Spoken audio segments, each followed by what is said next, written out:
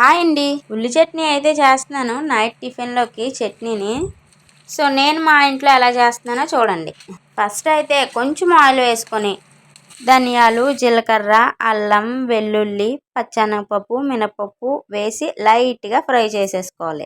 ఆ తర్వాత ఎండుమిర్చిని లైట్గా ఫ్రై చేసుకొని ఆనియన్స్ని యాడ్ చేసేసుకోవాలి. కొంచెం సాల్ట్ కూడా యాడ్ చేసుకోవాలి, త్వరగా ఫ్రై అయిపోతాయి కదా ఆనియన్స్.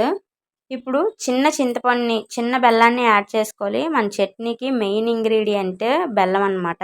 ఆనియన్స్ ఇలా లైట్ గోల్డెన్ కలర్ వచ్చేంత వరకు ఫ్రై చేసుకొని దించే ముందు 2 టమాటాలను యాడ్ చేసుకొని వేలినట్టు కొంచెం పసుపు కూడా యాడ్ చేసుకొని 5 నిమిషాల పాటు వేయించుకోవాలి. చల్లారిపోయాక మిక్సీ పట్టేసుకొని పోపు పెట్టేసుకోవడమే.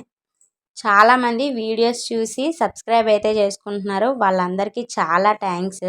వీడియో కనుక నచ్చినట్లయితే లైక్ చేయండి, షేర్ చేయండి, సబ్స్క్రైబ్ చేయండి.